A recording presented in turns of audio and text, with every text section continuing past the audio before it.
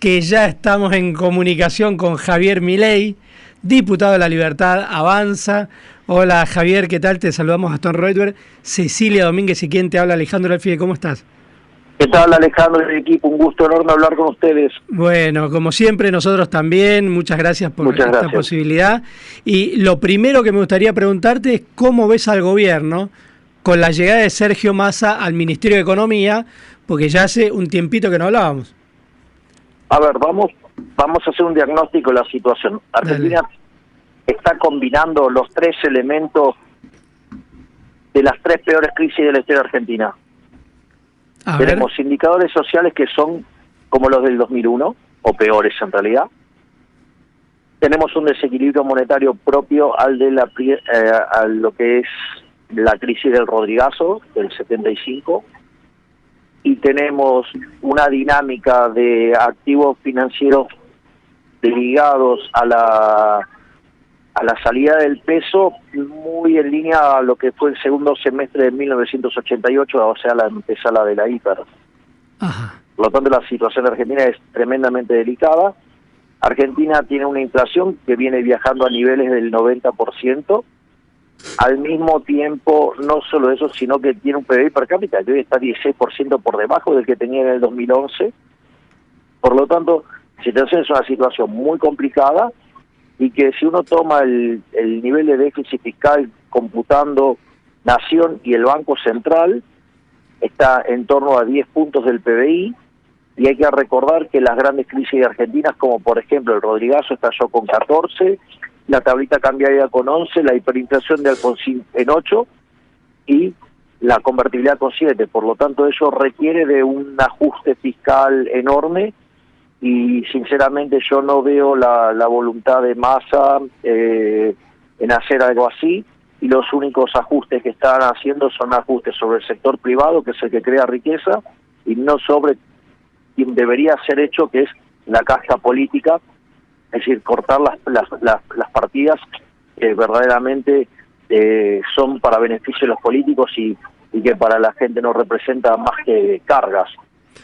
Ahora, ahí, digamos, ¿cómo se puede bajar la inflación? Es decir, porque la gente ve todos los días que los precios aumentan de una manera, te diría, casi escandalosa, donde no hay un registro de cuál es el precio de los productos. De hecho, muchos productos ya están escaseando.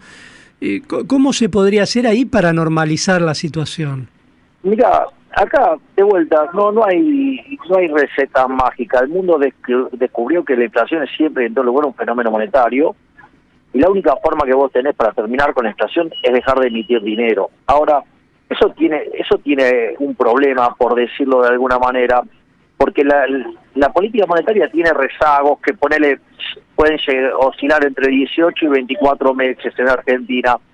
Entonces, por más que vos cortaras hoy con la emisión monetaria,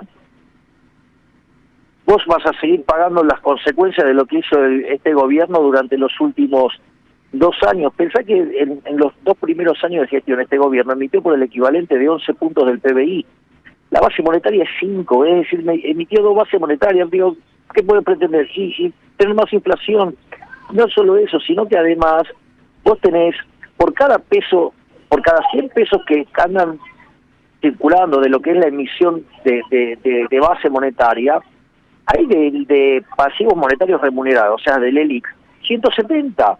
Esto quiere decir que vos en un contexto de pánico vos podrías estar triplicando la cantidad de dinero, y eso hace que tus expectativas de inflación, no las puedas quebrar tampoco, porque vos, o sea, Argentina tiene problema con la emisión monetaria pasada, con la emisión monetaria presente y con la emisión monetaria futura.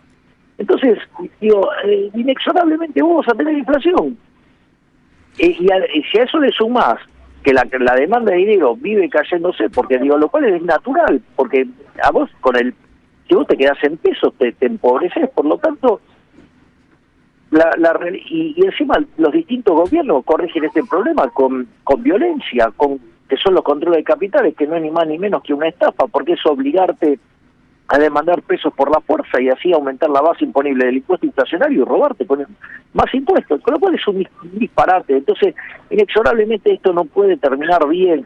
Y lo único que está haciendo Massa, ¿sí?, son manotazos de ahogados de tocar el gasto público, pero donde no es sensible para la política, es decir, que el ajuste se lo traslada al sector privado o a los que laburan, ¿sí? Y la otra estrategia que tiene es conseguir financiamiento, es decir, conseguir dólares para comprar tiempo.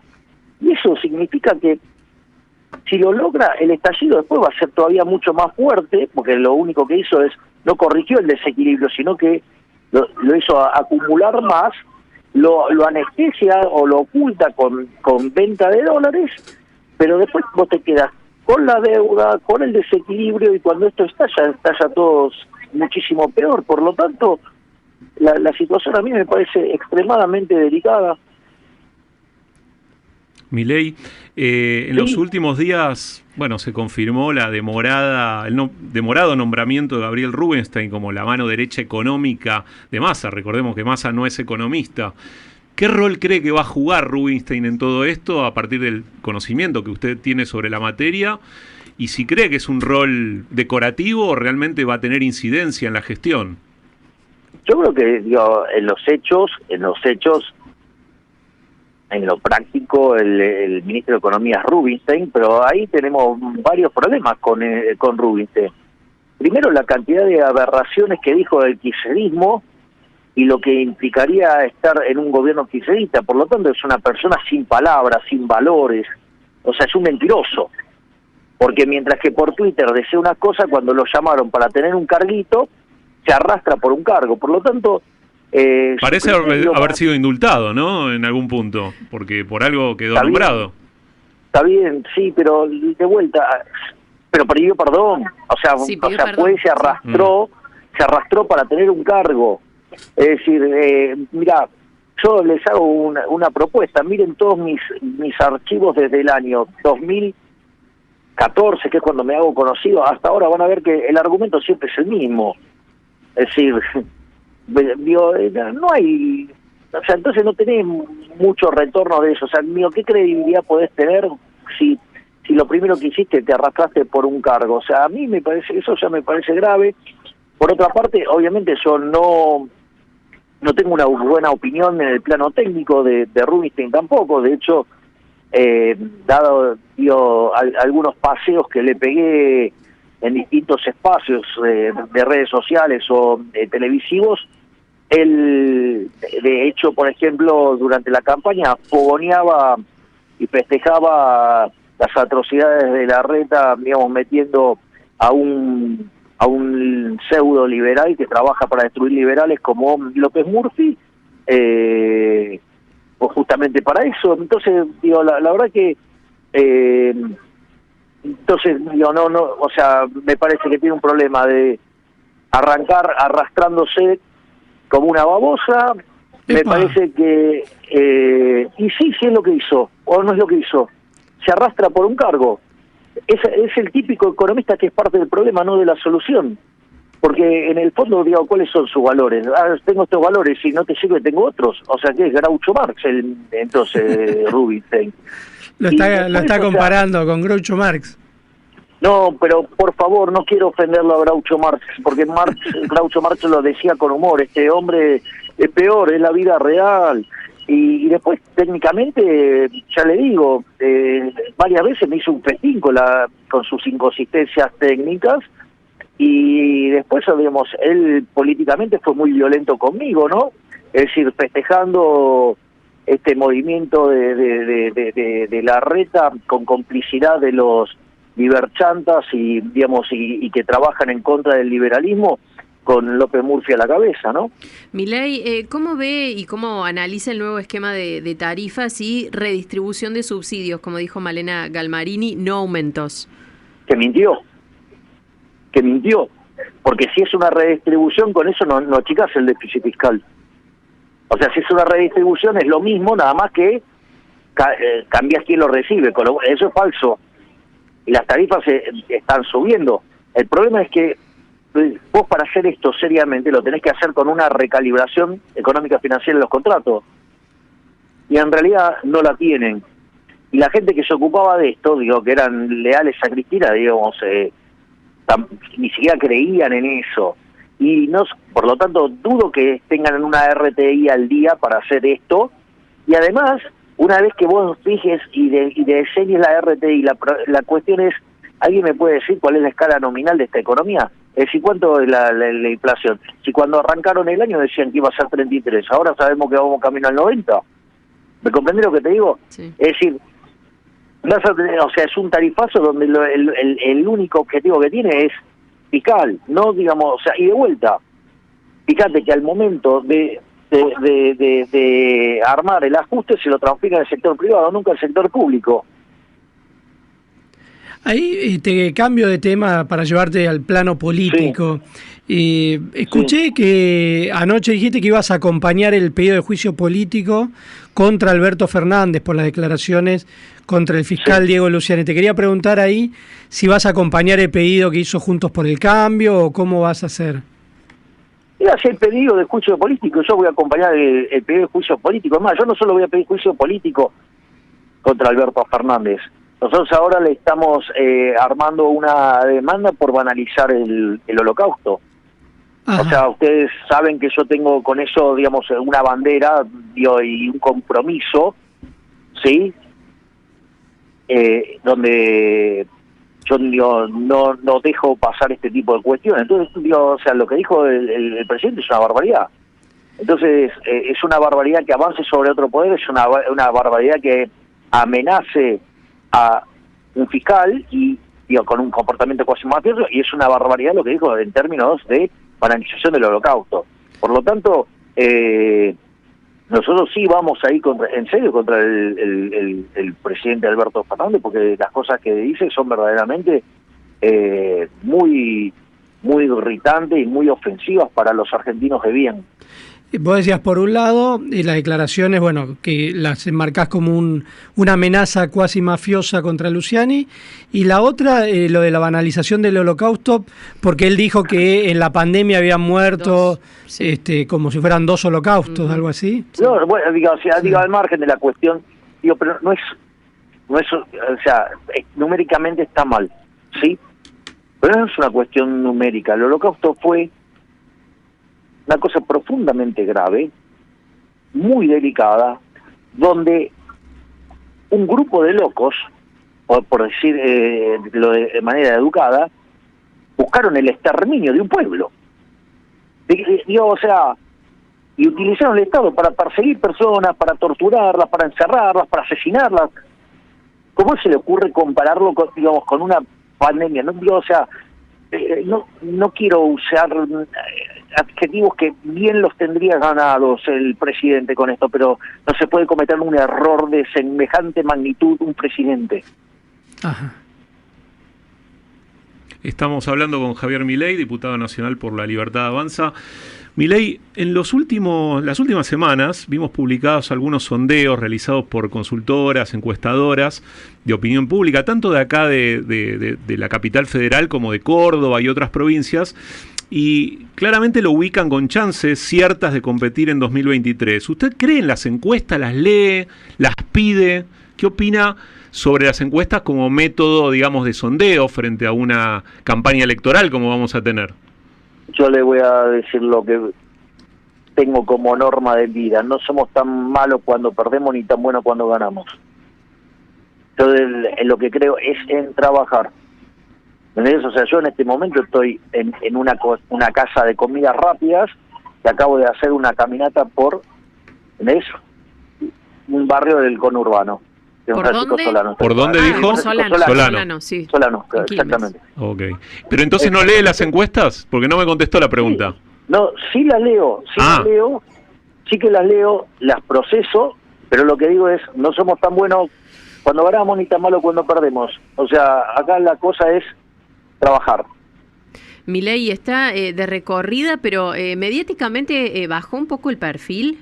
Se lo ve un poco menos, se lo escucha un poco menos con algunas declaraciones polémicas que muchas veces se viralizan y bueno, y están presentes en las redes. Bueno, primero, yo no me autoimito a los medios. O sea, es decir, yo, cuando me invitan, bueno, y que yo creo que en algunas cosas puedo aportar valor y en otras, es relativo lo que puedo aportar. Entonces yo creo que que digo, pero no es una decisión personal, digamos, si lo invitan va y si no, no. Sí, yo creo que hay algo para aportar, voy, o sea, yo no tengo problema, yo no le esquivo a las cosas. ¿Algunos que lo invitaban dejaron de invitarlo? No, eso no le pasó. ¿Milei? No sé, no me puse a traquear eso, lo que pasa es que el punto es el siguiente, si tengo más exposición mediática y algo para decir, voy. Y si no me llaman, ya sea o estoy trabajando en mis actividades políticas o estoy trabajando leyendo, por ejemplo, yo digamos, o sea, estoy ahora trabajando en un par de conferencias que tienen que ver con un artículo académico mío recientemente que se llama Capitalismo, Socialismo y la trampa neoclásica, y estoy buscando la forma de contarlo, de que se entienda, porque hay algunos temas bastante complicados, y entonces estoy trabajando, por ejemplo, fuertemente en lo que es la presentación, por ejemplo, del 12 de septiembre, que vamos a estar con esta en el Broadway con lo que llamamos el seminario El fin de la inflación. Va a estar Alberto Venegas Lynch hijo, va a estar Domingo Cavallo por Zoom, va a estar Federico Sturzenegger, va a estar Diana Mondino, Héctor Rubini, y yo voy a estar explicando cómo es el proceso de la dolarización. Entonces, digo, la verdad que hay tanta cosa por hacer que si me llaman, voy, y si no me llaman, tengo un montón de cosas con las que trabajar, así que a mí mucho no me modifica. Qué sé yo, no sé, la semana pasada hice la presentación de un libro, me dieron un libro para comentarlo, me dijeron, bueno, leí un capítulo, yo me lo leí entero. Claro, o sea, entonces el otro día me puse a leer sobre un tema, sí, bueno, tenía un libro que leer ahí, bueno, era un par de capítulos, pero bueno, ya estaba, me lo leí entero, o sea, si me queda un hueco, lo uso. O sea, que con lo cual no me preocupo tanto por eso. Te vuelvo al tema político. Antes hablábamos del tema de Alberto Fernández, con las declaraciones que hizo los otros días en TN, y te quería preguntar respecto a Cristina Kirchner, específicamente en el juicio donde se la acusa por corrupción y jefa de una asociación ilícita en la causa Vialidad. ¿Vos pensás que ella tendría que ir presa por esos delitos? Si, digamos, el juez determina que es culpable, tiene que ir presa, sí. Hay que sacarlo de los puros y tiene que ir presa, sí, absolutamente. ¿Y cómo ves por la acusación que le hicieron? ¿Qué te parece? Bueno, soy un técnico en Derecho. Ajá. O sea, y además como miembro de otro poder del sistema republicano tampoco puedo estar haciendo esa crítica, porque si no, o sea, caemos en las interferencias que causa, por ejemplo, Alberto Fernández, que digo son dignas de recibir el juicio político. Lo que yo puedo decir es, mire, si después determina que es culpable, tiene que ir presa, y le hay que sacar de los fueros, y que tiene que ir presa, digamos. Y además es muy interesante, porque cuando ella hace el video, nunca niega que haya robado. En realidad lo que dice es, pero miren que los de Juntos por el Cambio también roban. Y ahí, digamos, o sea, no solo tiene que ir presa Cristina, o sea, que si del otro lado también se prueban cosas, también tienen que ir presos. Porque, digo, acá, aumentar el gasto público, hacer obra pública y todo eso, desde los dos lados le dieron rosca, ¿eh? Por eso, desde mi punto de vista, Cambiemos empezó a utilizar las declaraciones de Alberto Fernández para hacer humo ahí, y porque eso, digamos, les pegaba directamente al riñón de ellos. No nos olvidemos que en el intercambio que tienen Carrió con Morales, Carrió lo acusa de corrupto a Morales, y Morales le contesta, ¿por qué no hablas de los negocios de la Ciudad Autónoma de Buenos Aires? Y la verdad que con el escándalo del acarreo, sí, hace ya 17 años que, 15 años que está el PRO, ¿no? Y no se enteraron de que lo del acarreo no se ajustaba desde el año 91. Vamos, como 55.000 pesos el canon, parece una cargada. Y el año pasado le dieron 515 millones Entonces, lo que hay que hacer, hay que ir contra todos los corruptos. Y todo tipo que te aumentó el gasto público, que te aumentó el tamaño del Estado, que te llena la cara hasta con obra pública, y son sospechosos de ser corruptos. Entonces, todos los corruptos tienen que ir presos, los de un lado y los del otro. Milei, por último, porque nos estamos quedando sin tiempo, ¿cómo se lleva con la imitación que hace nuestro compañero Ariel Tarico? ¿Se divierte? Me parece fabulosa, me parece una cosa formidable. Es más, yo lo llamé a Ariel y lo felicité. Ah, bueno, bien. Porque me parece, es que me parece fabulosa. Es más, yo cuando hacía el consultorio de Milei, de hecho estaba Claudio Rico que hacía también una imitación mía. Es más, la primera imitación me la hizo Pachu Peña, en Polémica de Bar, fue maravillosa. Después me hizo otra Campi, que también fue fabulosa ahí en el programa. Muy bueno, Campi. Sí. Y bueno, entonces, y la imitación que hace Tarico me parece, pero superlativa, o sea, la disfruto muchísimo, la verdad que es más, en el caso concreto, vieron que lo hacen con una imagen digital. Sí. Bueno, es más, es tan fabuloso que yo en un momento quise pedir autorización para usarla el día que se conocían los resultados de la elección, y me dijeron, no se puede hacer eso, pero para que se den una idea, todo lo que me gustó. Bueno, nos alegra ahí que en cualquier momento hacemos como cuando vino Pañi. Una cumbre, ¿no? Cuando vino Pañi con Tarico, viene Milei con Tarico y hacen... Encantado de la vida. Digo, es alguien que además me parece una persona muy interesante, o sea, la verdad que yo encantado de la vida. Le vamos a transmitir ahí a Ariel la invitación. Bueno, gracias Javier, un abrazo grande. Favor, gracias a ustedes. Chao, bueno, un abrazo, hablábamos con Javier Milei, diputado de La Libertad Avanza.